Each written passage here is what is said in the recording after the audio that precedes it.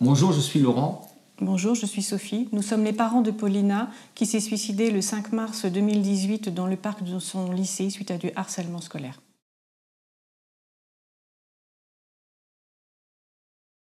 Bonjour Laurent. Bonjour. Bonjour Sophie. Bonjour. Merci d'avoir accepté cette interview pour faire vivre la mémoire de Paulina, mais également donner une voix au harcèlement. Je pense que ça va être un entretien émouvant et éprouvant, mais je pense que c'était vraiment important de revenir sur ce qui s'est passé et de continuer le combat. On se trouve aujourd'hui donc dans la chambre de votre fille. Ça fait, j'imagine, très bizarre de s'y retrouver. Est-ce que c'est un endroit dans lequel vous venez souvent? Et pourquoi vous l'avez gardée intacte, cette chambre? Alors pour l'instant, je viens tous les matins et tous les soirs, j'ouvre et je ferme ses volets. Pour l'instant, je n'ai pas pu mettre ses affaires en carton ni les donner parce que j'ai toujours l'impression qu'elle va arriver d'une minute à l'autre. C'est très difficile pour moi, je ne fais pas le deuil de ma fille, je n'y arrive pas. Donc c'est extrêmement difficile et puis lorsque je suis vraiment pas bien, je m'installe un petit moment et je lui parle. Voilà, c'est un endroit pour moi très important, mais je sais qu'à un moment donné, il faudra que je ferme cette chambre définitivement. Pour moi, c'est dur parce que ça fait depuis le décès, je ne suis pas rentré une seule fois dans sa chambre puisque j'habite pas là, nous sommes séparés. Et c'est vrai que ça me fait drôle de voir toutes ces affaires, ces photos, son paquet de cigarettes, ses briquets. C'est pas facile. Vous accordez des interviews depuis ce drame, alors pas non plus énormément, mais vous en faites quand même. C'est la première fois que vous acceptez d'en faire une dans sa chambre. Ça a été, j'imagine, un gros travail sur vous. Oui, beaucoup. J'ai beaucoup réfléchi et puis pour mon bien-être, il faut absolument que je déménage. Et je me suis dit que ça pouvait être bien pour elle, pour nous, peut-être. Mais ça a été une très grande réflexion pour moi de l'accepter. Mais je l'ai fait que pour vous. Est-ce que vous pouvez nous parler de Paulina? Je crois que c'est une fille que vous aviez adoptée. Oui, en Lettonie, oui. Nous ne pouvions pas avoir d'enfants, donc on avait décidé d'adopter. Elle est arrivée en France, elle avait 3 ans.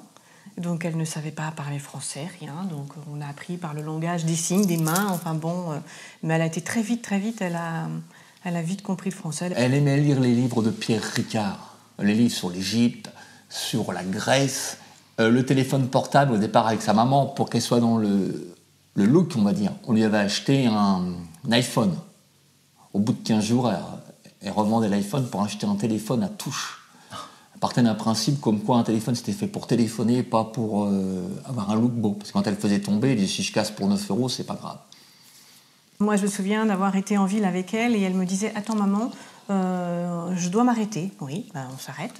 Et donc, il y avait un jeune SDF qui était en ville et elle s'asseyait par terre et elle me disait ben, « Fais pareil maman. » Et donc, pour discuter, elle le connaissait. Elle voulait absolument qu'on le prenne à la maison. Donc, je lui avais expliqué que je ne pouvais pas prendre tout le monde, mais qu'on pouvait l'aider d'une autre façon. Donc, il fallait qu'elle les aide beaucoup, tout le temps.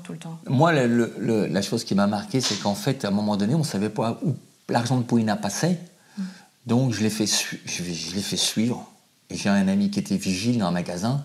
Je lui ai dit, tu la surveilles, tu me dis ce qu'elle fait. Et le soir, il m'a appelé, il me fait, elle achète des sandwichs. J'ai dit, qu'est-ce qu'elle fait? Il me fait, allez, donne au clochard sur le port. Bon. Et quand elle est décédée, il y a un clochard qui est venu, qui a donné une pièce de 2 €. Il m'a dit, c'est pour la petite qui nous donne à manger sur le port. Parce qu'en fait, elle était connue par beaucoup de gens de la rue et ils l'appelaient la môme.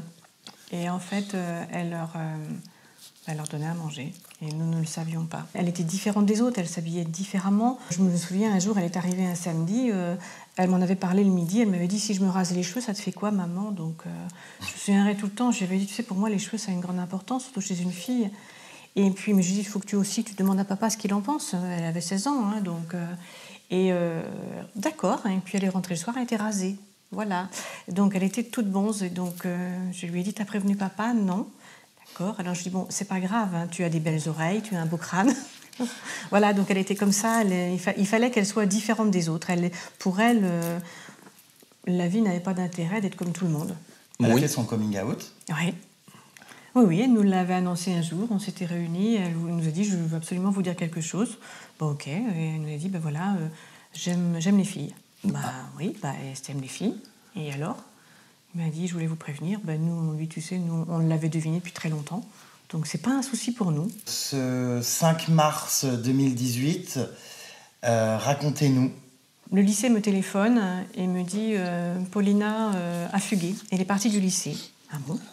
Donc elle me dit on essaie de la joindre, est-ce que vous pouvez essayer de la joindre ? Oui, bien sûr, j'appelle son papa également. Donc j'appelle son papa, je lui dis écoute Paulina, elle a fugué, il faut absolument qu'on arrive à la joindre par téléphone pour voir ce qui se passe. Donc on commence à essayer, donc son papa essaye. Et à midi moins le quart, tapante, le 5 mars, Paulina décroche et me dit papa, pourquoi j'ai pas d'amis, ils vont encore me battre. Et là, je lui réponds, écoute, Paulina, j'appelle le lycée. Dès que je rentre à la maison, j'appelle le lycée. Et en attendant, tu retournes à l'école. Et là, j'appelle le lycée. Il était 12h10, ça répondait plus. Le temps passe. J'étais en colère, je ne savais pas ce qui se passait. J'arrive à les avoir à 1h30. Tout allait bien. On me dit, tout va bien, on gère la situation. Et là, après, c'est la maman qui va vous raconter. En début d'après-midi, mon fils m'appelle et me dit maman, j'ai les gendarmes qui sortent de l'appartement, ils te cherchent toi ou papa, donc je leur ai donné tes coordonnées à ton travail. Et donc, mais j'étais absolument pas inquiète, loin de penser qu'il pouvait être arrivé une catastrophe. Les policiers m'ont dit voilà, on vient vous annoncer une mauvaise nouvelle, votre fille est décédée. Et sur le moment, j'ai pas réalisé ce qu'ils me disaient. Donc, ils m'ont fait asseoir, ils m'ont répété une deuxième fois. Et j'ai commencé à me dire, mais pourquoi ils me parlent de décès de ma fille ? Enfin bon, je voyais pas, je comprenais pas. Et la troisième fois, j'ai compris. Donc je me suis sentie extrêmement mal. Et ils m'ont pas tout de suite dit que c'était par pendaison. C'est un petit peu trop violent, je pense, sur le moment. Et je pense qu'ils étaient aussi mal à l'aise. Je pense que c'est très compliqué. Et donc, on l'a su après, ils nous ont expliqué quand on était ensemble. Et puis, voilà, donc on a appelé tout de suite. Je ne voulais pas le croire, donc j'ai appelé à l'hôpital. Et ils m'ont dit qu'ils avaient bien notre fille, mais qu'ils ne pouvaient pas nous la rendre tout de suite. Donc ça a été éprouvant aussi. Et elle est arrivée 48 heures après sur La Rochelle. Donc ça, c'est des moments... Horribles. Oui, horribles. Et on ne comprend pas. On se dit, mais pourquoi elle a fait ça ? Qu'est-ce qui s'est passé ? Et voilà, donc on est dans le deuil totalement. On accueille notre fille. Je ne vais pas vous donner les détails, mais c'est très difficile. On se dit, on a été des mauvais parents, on n'a pas vu. Enfin, moi, je le vis comme ça, et j'ai beau essayer de me dire, non, on n'était pas des mauvais parents, mais je me dis, ne pas avoir vu que son enfant était en souffrance. Elle était toujours souriante devant nous. Elle arrivait du lycée, et moi, quand elle arrivait à la maison, elle me sautait au cou. Jamais j'aurais pu croire cela. Et en fait, elle cachait bien tout. Et comme beaucoup de jeunes qui n'en parlent pas. Ouais. Elle avait des vrais amis comment dire, la bande. Ouais. La bande aux cheveux rouges. Parce voilà. Et là, ce jour-là, ils sont venus aux obsèques, ils voulaient en découdre avec ceux de l'école. Et moi, je ne comprenais pas pourquoi ils voulaient en découdre. Il a fallu que mes fils les séparent, qu'ils partent. Et après, il y en a un qui me dit, mais tu sais, vous savez, que dans ceux-là qui sont là avec leurs petites chemises et leurs fleurs, il y a des harceleurs de Paulina. Il y a même celui qui a mis la corde qui est là. Un élève donc de l'établissement scolaire de Paulina a pendu une corde. Il y a cette histoire de corde. Oui, il a mis une corde dans le lycée. Une corde est restée dans le lycée 7 jours. Oui, toute une semaine. Il l'avait mis le mardi, il me semble, et parce que lui-même voulait en finir. Il avait des soucis personnels. Et donc, et puis il n'a pas eu le courage de le faire. Et il a dit à Paulina, tu vois, je te laisse la corde parce que si tu ne te sens pas bien, tu pourras faire ce que tu veux.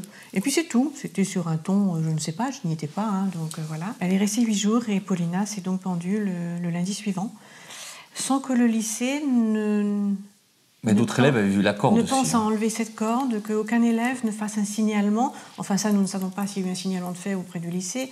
Mais quand même, alors le lycée se défend en disant que c'est un endroit où ils n'y vont pas. Pour moi, c'est pas possible, c'est impossible. Puisque le jour où Paulina a disparu, du lycée, elle n'est pas rentrée en cours, les surveillants sont allés directement à cet endroit bien précis. Donc je pense que cet endroit était bien connu du lycée. Mais comment a réagi l'établissement scolaire ? Comment s'est-il justifié de la présence de cette corde ? On ne sait pas, ils On nous sait ont pas, pas... rien. On n'a vu Vous personne. n'avez jamais eu de contact avec Si. l'établissement? Alors le soir du décès. Le soir du décès, le lendemain, nous avons décidé tous les deux, sans rien dire, d'aller au lycée. Donc, ils nous ont vus arriver, donc ils nous ont très bien reçus, chaleureusement, il n'y a eu aucun problème par le directeur, etc. Mais tous dans la douleur, hein, ce que l'on peut comprendre, hein, mais sans aucune explication, parce que je pense que sur le moment, soit ils n'en avaient pas, soit ils ne voulaient pas nous en donner. Je ne sais pas, c'est la seule fois où où nous sommes retournés au lycée. C'est trop difficile pour moi, il n'est pas question que j'y remette les pieds. Il est quand même précisé une petite chose, c'est quand même que le soir, nous avons reçu ce fameux courrier, ce mail, comme quoi si notre enfant rencontrait un problème au lycée suite à un suicide qui était survenu ce jour-là, alors que c'est notre fille qui est au bout de la corde, quoi. On reçoit, nous, ce mail à la maison, et le jour des obsèques, l'Éducation nationale avait envoyé 2 personnes qui ont posé le jour des obsèques, pendant l'obsèque, plein de questions aux gens sur Paulina. Ils ont interviewé une voisine à moi qui est venue me voir le lendemain en me disant « Tu sais, ils m'ont posé plein de questions. Comment était Paulina ?» J'ai dit « Paulina, elle aimait les fleurs, elle aimait les arbres, elle aimait la nature. » Et le monsieur fait « C'est pas ce que je veux entendre. » Et ils sont rentrés jusque dans la chambre de Paulina où était Paulina. Pour poser des questions aux grands-parents, tout ça. Nous leur avons demandé de sortir. Voilà. Donc, mais attendez, déjà cette histoire de mail, donc vous on ne était saviez pas numéro encore que... Si, on savait qu'elle était décédée. Mais ils vous ont quand même envoyé un mail à vous, comme à un autre parent. C'est une erreur, ils se sont trompés, c'est une erreur. Non mais c'est extrêmement maladroit. C'est même quand nous étions chez les policiers qui nous expliquaient comment Paulina était décédée, celui qui avait mis la corde avait téléphoné déjà à tous les amis de Paulina pour dire que c'était lui qui avait mis la corde et à laquelle il s'était suicidé. C'est là que des amis à Paulina qui ne le connaissaient pas lui ont enregistré la communication et ont dit « Mais tu sais qu'on va te dénoncer ». Il a dit « C'est pas grave, j'ai mis la corde ». J'assume, j'ai mis la corde, j'assume. De toute façon, il y a complicité et je pense que beaucoup de personnes se taisent, mais en savent beaucoup, mais... Oui, parce qu'elle a même croisé apparemment d'autres élèves avant de se pendre, on va dire, et qui ont dit nous, Paulina, on te laisse, on tourne en cours. Voilà. Et ça m'a brassé, quoi. C'est pour ça qu'à un moment donné, je leur en voulais à tous. Et après, je me suis reposé, je me suis dit, parce qu'autrement, je vais faire des bêtises. Voilà. Et moi, au départ, j'étais très, très abattue. Maintenant, j'arrive plus à réagir. Et c'est maintenant que je suis très en colère. Je me dis, on ne fait rien, on n'avance pas. C'est pas grave, ils restent impunis, ils vivent leur vie, ils sont heureux. Nous, c'est fini. Ma vie, moi, elle s'est arrêtée, elle est finie. Le 5 et puis mars. ma fille, elle est finie. Enfin, je ne la reverrai jamais, j'entendrai plus jamais le son de sa voix. Elle me serrera plus jamais dans ses bras. Et on est obligé de continuer. Donc, je me lève le matin, je me demande pourquoi. Je vais travailler, voilà, je rentre le soir. Mais... Vous vous êtes rendu compte qu'elle souffrait de harcèlement scolaire, qu'elle était battue à l'école, qu'on se moquait d'elle, qu'on la mettait à l'écart. Forcément, on ne s'en rend pas compte, surtout quand un enfant ne parle pas. Un ado, forcément, n'a pas toujours envie de se confier à ses parents. J'ai créé un faux compte au nom de Paulina sur Facebook et j'ai parlé comme si j'étais elle. Et là, ils se sont confiés. On ne savait pas ce qu'on a fait. On regrette. Et là, vous vous dites, merde, où j'ai mis les pieds, là? Vous avez fait des faux comptes alors qu'elle était déjà décédée? Ouais, j'ai créé un compte Paulina Cotin, je suis rentré, je les ai demandés comme amis. Donc ils ont pensé que peut-être elle était du coup... Voilà, et j'ai récupéré plein de preuves que j'ai remis à la maman. Et après, il y a des gens qui sont venus témoigner sur Facebook en disant qu'ils avaient été élèves dans ce lycée-là à une époque, eux aussi étaient harcelés. Je me dis, putain, j'ai mis les pieds où? Et là, j'ai continué. Et bon, c'est vrai que la justice m'a fait comprendre que j'avais pas le droit, mais j'en ai pris le dessus parce qu'en fait, c'est soit ça, soit vous pétez les plombs et vous butez tout le monde, quoi. Ouais. Parce qu'en fait, quoi qu'il arrive, vous savez, quand vous perdez votre fille, ça passe dans les journaux. Et il y a des journaux du Parisien, par exemple Libéré, qui marquent des témoignages. Qu'est-ce que c'est que ce père qui n'a pas de coude, qui ne bouge pas, qui ne va pas au lycée régler ses affaires? Et bien là, ça vous prend, là. Qui écrit ça? Des anonymes. Des anonymes. Des commentaires. Des commentaires, bah oui. Mais bon, après, vous vous dites, putain, mais qu'est-ce que je fais, quoi? Et comment une maman n'a pas pu voir que sa fille était mal? Voilà. Voilà, donc ça vous culpabilise encore plus. Vous vous dites, non, j'ai l'impression d'avoir fait tout ce qu'il fallait, et donc vous vous sentez mal. En fait, quand on perd un enfant, on ne dort plus la nuit. C'était quand même la seule fille de sa classe. Oui. Donc imaginez-vous, une fille dans la classe, en plus qui est homosexuelle, ce qu'on peut lui faire subir, qu'elle n'avait pas le droit de se changer dans les vestiaires des filles, parce que les autres filles ne voulaient pas de ça, parce qu'elle était habillée en garçon. Et ça vous met en colère. Voyez. Ouais. Et sur le coup, il y a des fois, les gens me disent tu es resté calme, mais à ce moment-là, en fait, vous n'êtes pas calme. C'est sa maman qui m'a canalisé, on va dire. Parce qu'autrement, moi, sur le coup, je voulais descendre au lycée et puis tout faire péter. Je suis un peu brassé, là. Après, vous découvrez des choses quand vous fouinez. Il y en a qui ont fait courir comme quoi c'était une toxicomane, qu'elle vendait de la drogue. Donc, ils ont fouillé, ils n'ont rien trouvé. Donc, tous ces petits bruits, ça vous détruit vite, hein, une personne. Hein. Des rumeurs. Les rumeurs détruisent les gens. Des jugements, surtout voilà. qu'au lycée, au collège, pour l'avoir vécu moi-même, les gens sont extrêmement méchants entre eux. Hein. Il n'y a pas de maturité, on ne se rend pas compte forcément à cet âge-là de ce qu'on peut dire, ce qu'on peut faire. En tout cas, vous n'avez absolument pas décelé un mal-être chez Paulina. Pour vous, tout se passait bien à l'école ? Non. Parce que le matin, à chaque fois, en fait, c'est simple, à chaque fois qu'elle partait de chez sa maman, qu'elle venait chez moi, qu'elle repartait, parce qu'on se faisait une semaine sur 2. Je me dis toujours, ça se passe mal chez sa maman. À chaque fois, elle me dit, ouais, je suis pas bien. Et en fait. Et elle avait la même réaction quand elle arrivait. Donc on en a parlé tous les deux. Oui, mais ça venait pas de chez nous, en fait. C'est parce qu'elle retournait à l'école le lundi. Voilà. Et ce fameux lundi matin, elle me dit, ouais, papa, j'ai mal au ventre et tout. Je dis, non, attends, Paulina. Tu vas pas me faire le coup tous les 15 jours. J'aurais dû m'en apercevoir parce qu'en fait, j'ai dit à ma compagne, je comprends pas, Paulina, t'as vu, maintenant, je peux plus la voir. Elle se met plus en short devant moi, elle a toujours son pantalon là. Elle me dit, ouais, mais c'est parce qu'elle grandit. Ben oui, je dis, bon, on va avoir 18 ans. Voilà. Et puis, avant qu'elle décède, j'ai vu qu'elle avait quelques marques une fois. Elle me dit, ouais, je me suis blessé au travail. Je dis, bon, elle a pris une branche. Et puis une fois, j'en ai parlé avec un de ses collègues du travail. Il fait, mais non, on se blesse pas au travail, nous. Mais je me suis dit, c'est quoi alors Et puis quand elle était décédée, j'ai vu qu'elle avait quand même, peut-être qu'elle est décédée, on a des bleus, elle avait un gros bleu dans la main. Et en fait, c'est vrai qu'après, on a vu qu'elle avait eu des bleus sur les jambes, des choses comme ça. C'était quoi des coups. Ben, des coups. Et après, en fait, 2 fois, elle est rentrée quand même de l'école avec une tête au carré. Hein. Elle s'est fait exploser les lèvres par un garçon. La première fois, elle était assise dans un coin, le gars est venu, il l'a traité de sale gouine. Elle s'est levée et ça a pété, elle a pris une tête au carré. Et c'est arrivé plusieurs fois, donc à chaque fois c'est papa, je gère. Alors à un moment donné, vous devez avoir 18 ans, elle gère. Mais en fait, elle ne gérait plus rien du tout. Quoi. Elle était au bout du rouleau. On s'en remettra jamais. On s'en remettra jamais. Et ce qui était dur aussi, c'est que les enfants avaient fait une gerbe qu'ils avaient laissée à l'école en hommage à Paulina. Une jeune fille m'a appelé en me disant, vous savez, monsieur Cotin, ils ont retiré la gerbe parce que demain, il y a porte ouverte. Il ne faut pas que ça se voie. Du coup, j'ai appelé la maman, j'ai dit ce soir, je vais au funérarium, je prends la couronne de l'école, je la balance par-dessus dans la déchetterie. Et c'est ce que j'ai fait, ça m'a soulagé. Parce que j'avais été en colère qu'il fallait qu'on cache que Paulina était morte de harcèlement scolaire. Et en fait, depuis ce temps-là, on n'a aucun contact avec l'école, rien. Il n'y a pas de suivi ? Nous, on n'a pas eu... Psychologique ?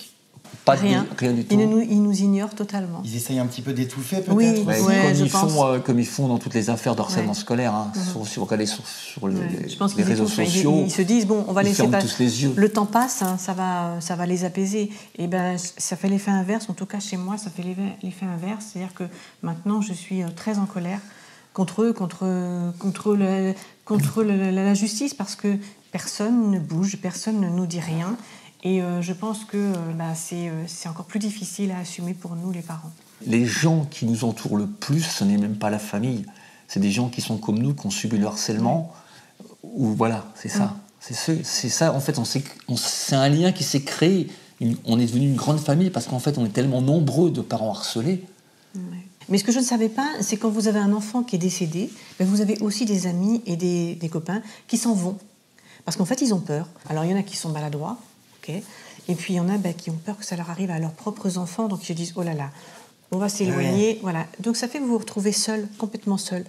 Donc c'est un petit peu difficile. Et ils ont beau vous dire mais non, c'est pas ça, c'est parce qu'on ne sait pas comment faire, on ne sait pas comment dire. Oui, vous êtes seul. Vous êtes seul devant votre peine. Même sur les réseaux sociaux, vos vrais amis, des gens que vous connaissez depuis 30 ans et que vous partez en vacances, que vous mangez. Vous voyez, des amis. Voilà, en fait, vous vous retrouvez seul.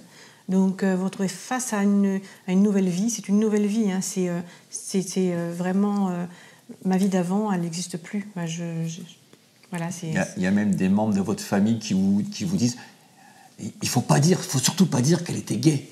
Oui, comme si c'était une maladie, quoi. Mais c'est pas une maladie. Et justement, c'est ça qui vous dit, mais vous dites, en fait, dans quel monde on est?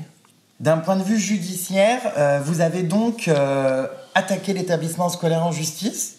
Oui. Alors, est-ce que vous pouvez nous expliquer les démarches? Qu'est-ce qu'on fait quand on a un enfant qui est victime d'harcèlement scolaire et qui en plus se donne la mort? On s'en prend à qui finalement? On attaque qui? Qui est responsable? En tout cas, judiciairement parlant, vous avez fait quoi? Alors, dans un premier temps, vous faites rien, vous vous laissez porter, malheureusement, parce que vous savez, déjà, vous ne comprenez pas ce qui vous arrive. Donc, vous êtes convoqué au commissariat, et voilà, donc ils prennent... Et ils nous disent, bon, il y a une enquête qui va se faire au niveau du lycée. Bon, bah ok, il y a une enquête qui va se faire, mais vous êtes un peu dans le brouillard, hein. Votre fille vient de décéder, vous pensez à autre chose. Vous dites pas, bah, elle est décédée par harcèlement. Bon, elle est décédée, pourquoi? Voilà, donc une enquête. Le commissariat nous a dit, il va y avoir une enquête. Ok, bon. Sauf qu'un jour, ils nous ont reconvoqués plusieurs fois et il nous a dit, ben voilà, l'enquête est finie, donc nous allons le transmettre au procureur. Ok, ben transmettez au procureur, hein, voilà. Donc on s'est dit, bon, il va y avoir des suites. Pensez donc, le procureur a gardé quelques jours, et quand je dis quelques jours, je suis large. 2 jours. Il a fermé le dossier sans suite. Sans suite. Voilà. Et donc là, ce jour-là, vous êtes devant l'avocat et vous vous dites, non mais c'est pas possible, on parle de ma fille. Oui. On parle de ma fille, on ne sait pas pourquoi, et c'est classé sans suite, on a plein de témoignages qui nous disent qu'elle a été harcelée, battue. Ce sans suite, bah voyons. Donc il nous a dit, vous avez une possibilité, c'est de vous porter partie civile. Bah, c'est quoi être partie civile, etc. Bon. Il dit, c'est votre choix, vous faites, voilà, c'est vous qui le décidez. Donc on s'est regardés tous les deux et on n'a pas cherché, on a dit oui, on se porte partie civile. Ça, c'était au mois de janvier. Janvier dernier? Janvier 2019. Et alors, ça en est où maintenant? Nous ne savons pas. Point zéro. Voilà. Nous ne C'est savons rien. En cours de... Tout comme avec le procureur, nous ne savons rien. Si, ça a été classé sans suite. Donc après, donc c'est repris parce qu'il y a de la matière quand même. Malheureusement, on parle de notre fille. Nous ne savons rien. On ne nous a jamais convoqués.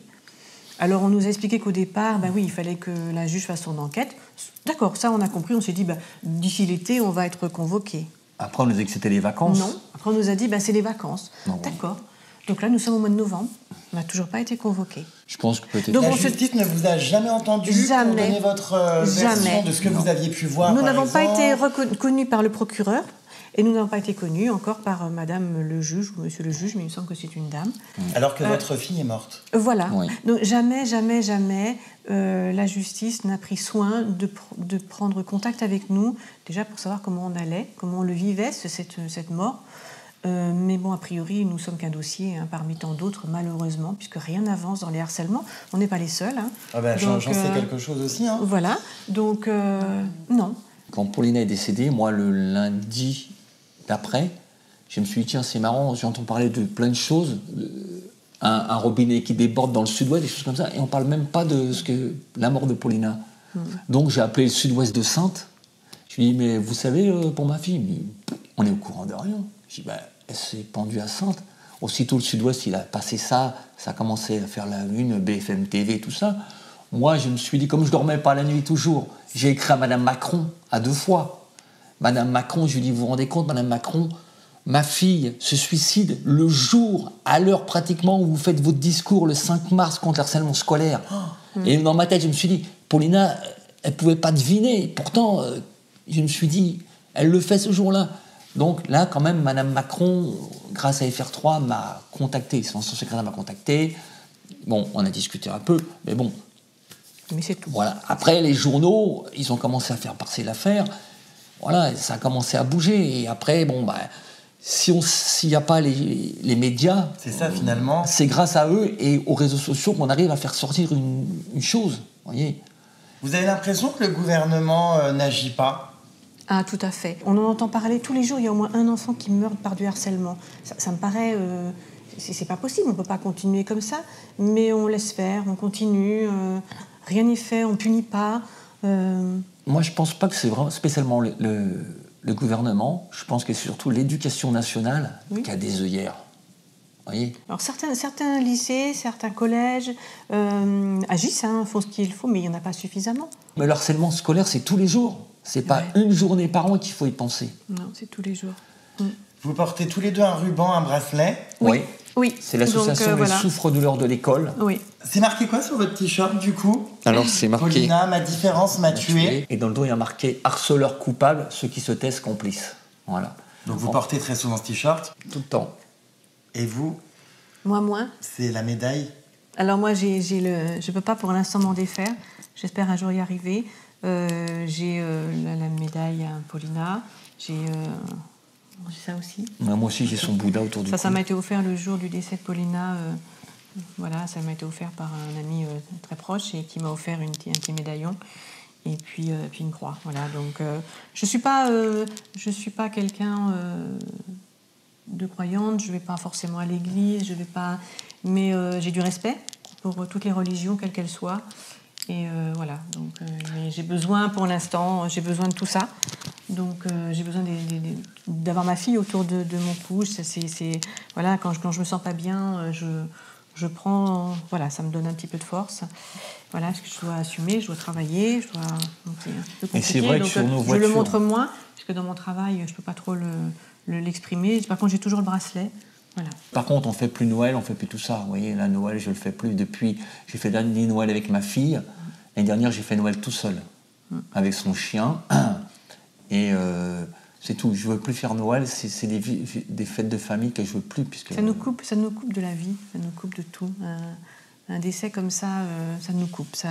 La vie s'arrête. C'est ce que je disais tout à l'heure. Il n'y a plus rien. Comment on se reconstruit et comment on va de l'avant face à un drame pareil? Eh ben, au départ, on est complètement anéanti.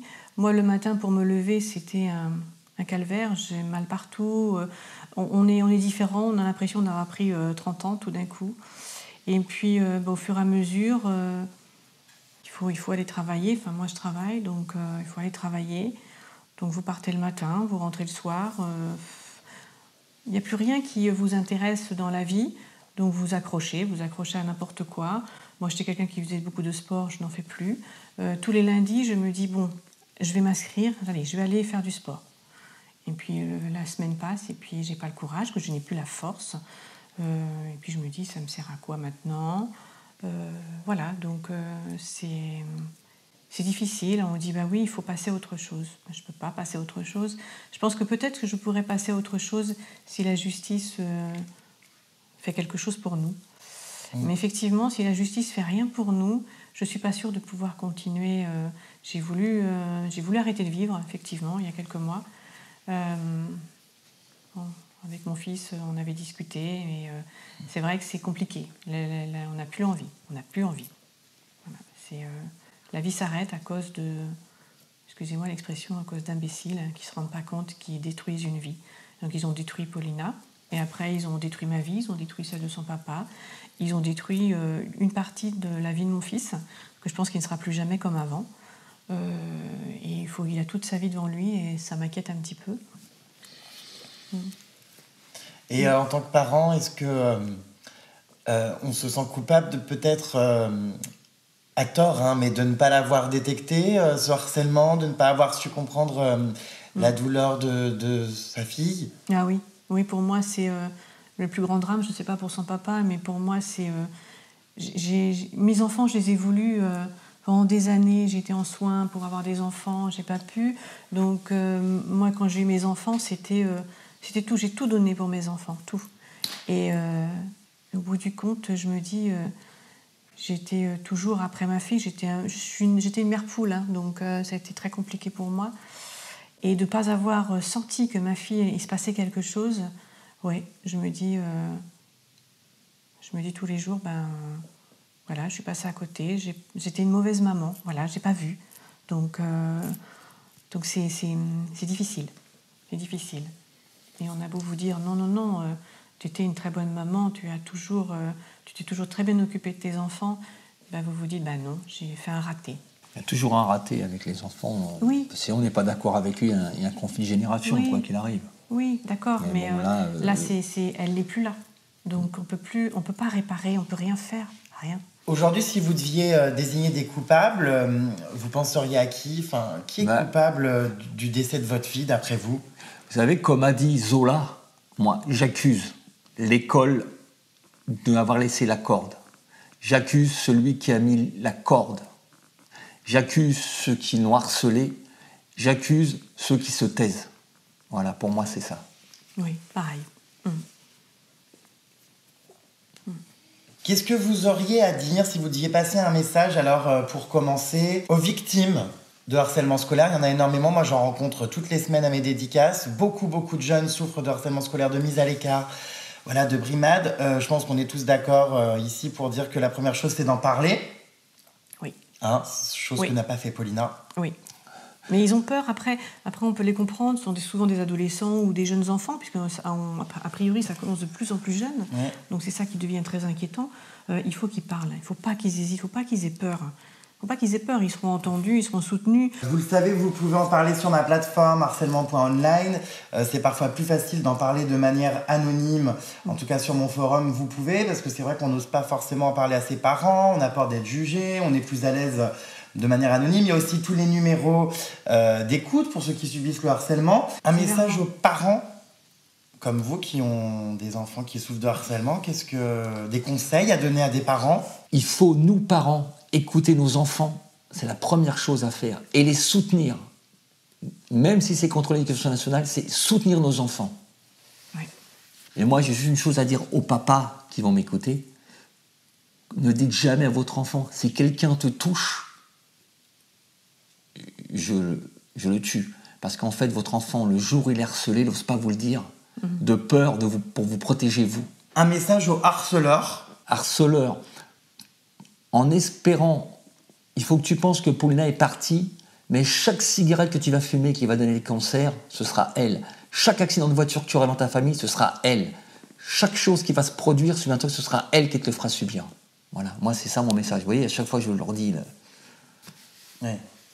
chaque misère, je leur souhaite l'enfer, quoi. Peut-être tu voudras mieux t'expliquer, moi je suis trop... Non, moi je sais pas ce que je leur souhaite juste qu'ils se rendent compte de ce qu'ils font. Je pense qu'il faut une punition, laquelle je ne sais pas, mais il faut qu'ils comprennent que ce qu'ils font c'est détruire, c'est détruire et la personne et tout l'entourage et toute la famille. J'ai pas d'autre message. Le plus dur, moi je trouve, c'est que les harceleurs, eux, ils continuent. Oui. Paulina est partie, mais ils ont déjà trouvé une autre proie. Oui, ils ont des proies. Ils se rabattent sur une autre. Voilà. Pendant des années, ils vont harceler une autre personne. C'est ça le souci, vous voyez. Et quand même, je me dis, ces gens-là qui harcèlent, à un moment donné, ils vont devenir adultes un peu dans leur tête, enfin je leur souhaite. Ils vont peut-être avoir des enfants, et comment ils vont réagir si c'est leurs propres enfants qui sont harcelés? Peut-être qu'ils devraient se poser aussi cette question. Mais voilà, ça c'est pas facile, ça. Et enfin, un message face cam peut-être à la justice. Alors là, ça me fait sourire. Je suis désolée, mais la justice, elle est totalement absente envers les parents qui ont perdu un enfant. Et je leur demande à la justice d'être là, d'être présent pour nous, de montrer qu'ils sont là, que la justice se montre un peu. Merci beaucoup pour cette interview. C'était très émouvant. Oh. Merci.